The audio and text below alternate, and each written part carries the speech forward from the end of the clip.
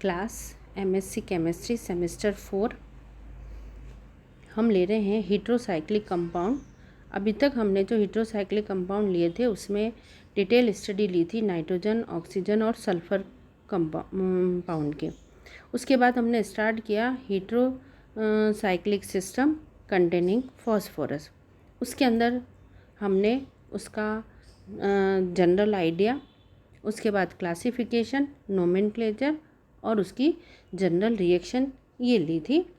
तो अब हम केवल यहाँ पर ले रहे हैं जिसमें हीट्रो एटम फॉस्फोरस होता है, तो हीट्रोसाइक्लिक सिस्टम कंटेनिंग फॉस्फोरस, उसी का ही क्लासिफिकेशन और जनरल स्टडी हमने ली थी। तो जब हमने इसका क्लासिफिकेशन लिया था उसमें इसको हमने 4 टाइप्स में डिवाइड किया था। उसी टाइप को हम आज आगे बढ़ाते हैं और उसमें हम फर्स्ट टाइप लेते हैं फॉस्फोल्स। जो फॉस्फोल्स है इसका जनरल जो स्ट्रक्चर है वो यहाँ पर हमने लिया है। इसका जो मॉलिक्यूलर फार्मूला है वो है C4H4P, P का मतलब फॉस्फोरस, ये इसका जनरल फार्मूला है। ये 5 मेंबर रिंग है। The first pentaphosphols was reported in 1953. The parent phosphols itself was first described in 1987. In phosphorus heterocyclic compound पर अभी बहुत अधिक रिसर्च चल रही है और ये नए नए हीट्रोसाइक्लिक कंपाउंड कंटेनिंग फॉस्फोरस वाले कंपाउंड मिल रहे हैं और इन पर बहुत अधिक शोध कार्य हो रहा है। इन फॉस्फोल्स को बनाने के लिए कार्मिक रिएक्शन ली जाती है।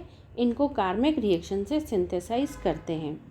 इस रिएक्शन में 1,3-डाइन का एडिशन फॉस्फोरस क्लोराइड पर होता है और HX इसके अंदर रिमूव हो जाता है। तो जो फॉस्फोल्स हैं इसको बनाने के लिए 1,3-डाइन का एडिशन फॉस्फोरस क्लोराइड पर होता है और उससे डिहाइड्रोहेलोजनेशन रिएक्शन होती है। कहने का मतलब है क्योंकि HX निकला है इसलिए हमने क्या कहा, डिहाइड्रोहेलोजनेशन रिएक्शन होती है और उससे फिर ये फॉस्फोल बनते हैं। अगर हम रिंग में फॉस्फोरस से जुड़ा हुआ जो हाइड्रोजन है उसको फिनाइल रिंग से रिप्लेस कर दें तो जो फिनाइल फॉस्फोल्स प्राप्त होते हैं उनको बनाने का अलग मेथड है और उनको सिंथेसाइज करने के लिए हम जिरकेनोसाइक्लोपेंटाडाइन और फिनाइल डाइक्लोरोफॉस्फाइन के इंटरेक्शन से इसको सिंथेसिस करते हैं। तो ये यहाँ पर पेरेंट कंपाउंड फॉस्फोल्स और डेरिवेटिव फॉस्फोल्स बनाने के मेथड हमने यहाँ पर लिए हैं कि इससे हम इनको बना सकते हैं। अगर हम ये जो फॉस्फोल है क्योंकि ये भी 5 मेंबर्ड रिंग है, इसको हम दूसरी 5 मेंबर्ड रिंग जैसे थायोफिन, पायरोल, फ्यूरेन इनसे कंपेयर करें तो thiophene, pyrrole, furan the aromatic character of phospholes is diminished expressing the reluctance of phosphorus to delocalize its lone pair of electrons. इसको हम इनसे भी कंपेयर कर रहे हैं तो ये अंतर इसके अंदर मिलता है। Phospholes undergo Diels Alder reaction with electrophilic alkynes. Phospholes Diels Alder reaction देते हैं। तो ये इसके कुछ जनरल आइडिया था कि जहाँ पर हम फॉस्फोल्स और फॉस्फोल्स के डेरिवेटिव कैसे बनाते हैं वो हम यहाँ पर हमने इसको देखा। अब फॉस्फोल्स पर मॉइस्चर का भी इफ़ेक्ट पड़ता है। जो फॉस्फोल्स है उनके ऊपर मॉइस्चर का भी बहुत अधिक इफ़ेक्ट होता है। Due to sensitivity of moisture the chemistry of phospholes is hampered. ये थे हमारे 5 मेंबर्ड फॉस्फोरस कंटेनिंग कंपाउंड। उसमें हमने लिया फॉस्फोल्स कि कैसे इसको बनाया जाता है, ये इसके डेरिवेटिव। यहाँ पे फर्स्ट जो हमने लिया है वो है पेरेंट फॉस्फोल। उसके बाद में जो लेते हैं वो है पेंटाफिनाइल फॉस्फोल। ये 1959 में इसका पता चला था। इसी तरीके से जो पेंटा फॉस्फोल्स है उसका 1953 में ये हमें मिला था। तो इस तरीके से ये पेरेंट फॉस्फोल और उसके अलावा डेरिवेटिव फॉस्फोल। अब हम आते हैं इसका जो दूसरा है फॉस्फोरस कंपाउंड, वो है फॉस्फोराइन। ये जो हमने ली थी वो 5 मेंबर रिंग थी और जो फॉस्फोराइन है ये 6 मेंबर रिंग है। इसके अंदर भी फॉस्फोरस हीट्रो एटम है। IUPAC सिस्टम में ये फॉस्फाइन कहलाते हैं। IUPAC सिस्टम के अंदर इसको हम फॉस्फाइन कहते हैं। ये पिरिडीन का एनालॉग है। It is an analog of pyridine containing phosphorus atom in place of nitrogen atom. इसको फॉस्फोबेंजीन भी कहते हैं। ये एक प्लेनर एरोमेटिक हेट्रोसाइक्लिक कंपाउंड है। ये बेंजीन के कारण इसके अंदर 88% एरोमेटिसिटी होती है। ये 88% एरोमेटिक कैरेक्टर शो करता है। इसके अंदर क्योंकि बेंजीन रिंग जुड़ी हुई है, इस कारण से ये जो है वो 88% तक इसके अंदर जो है वो एरोमेटिक कैरेक्टर प्रेजेंट होते हैं। It can be handled without special atmospheric equipment due to its stability against air and moisture. अगर हम इसको सिलाबेंजीन से कंपेयर करें तो सिलाबेंजीन जो है वो एयर और मॉइस्चर के साथ थर्मल अनस्टेबल भी होती है। सिलाबेंजीन क्या है?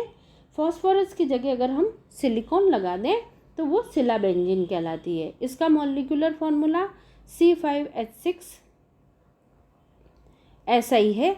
यहाँ पर जो हीट्रो एटम है वो फॉस्फोरस की जगह पे फिर सिलिकॉन आ जाता है। इस कारण से ये फॉस्फोबेंजीन से थोड़ी सी अलग हो जाती है। तो इसको जो सिलाबेंजीन है उससे अगर हम कंपेयर करते हैं तो उससे इसके अंदर अंतर आता है, क्योंकि जो यहाँ पर फॉस्फोरस की जगह सिलिकॉन लग जाता है।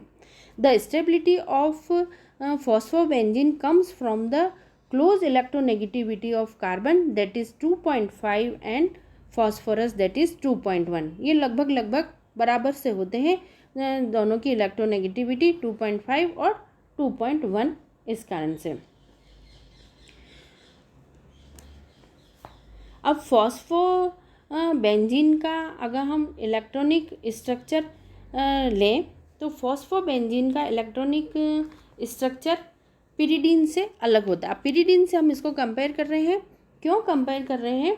क्योंकि पिरिडीन भी हेट्रोसाइक्लिक कंपाउंड है। उसके अंदर हीट्रो एटम जो है वो नाइट्रोजन है, जबकि फॉस्फोबेंजीन के अंदर जो हीट्रो एटम है वो फॉस्फोरस होता है जबकि ये भी 6 मेंबर रिंग ही।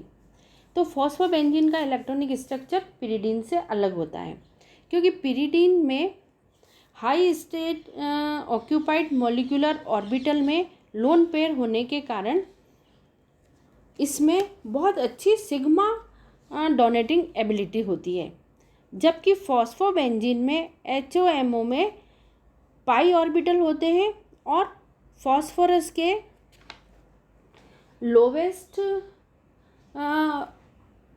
ऑक्यूपाइड मॉलिक्यूलर ऑर्बिटल जो हैं, जिसको कि हम LUMO बोलते हैं, में एंटी बॉन्डिंग पाई ऑर्बिटल होते हैं। इसलिए इसमें lone pair lower energy level में होता है और इसी कारण फॉस्फोबेंजीन अच्छे पाई एक्सेप्टर लिगेंड होते हैं और पिरिडीन की तुलना में ये कम अच्छे सिग्मा डोनर होते हैं। यही इसके अंदर डिफरेंस है। इस कारण से ये जो है ये इनके मॉलिक्यूलर स्ट्रक्चर में अंतर होने के कारण ये थोड़ा सा यहाँ पर चेंज दिखाते हैं। फॉस्फोबेंजीन and pyridine show different reactivity against nucleophiles due to presence of negative charge on nitrogen of pyridine and presence of positive charge on phosphorus of phosphobenzene। तो ये हमने यहाँ पर फॉस्फोल्स और फॉस्फोराइन लिए। एक 5 मेंबर रिंग है, एक 6 मेंबर रिंग है। इसमें 5 मेंबर रिंग की तुलना हमने जो नाइट्रोजन ऑक्सीजन कंटेनिंग 5 मेंबर है उससे की, और जो 6 मेंबर फॉस्फोरस कंटेनिंग कंपाउंड है उसकी हमने pyridine से तुलना करी, और उससे इनको कैसे बनाते हैं और कौन कौन सी ये रिएक्शन देते हैं ये हमने यहाँ पर लिया। Thank you.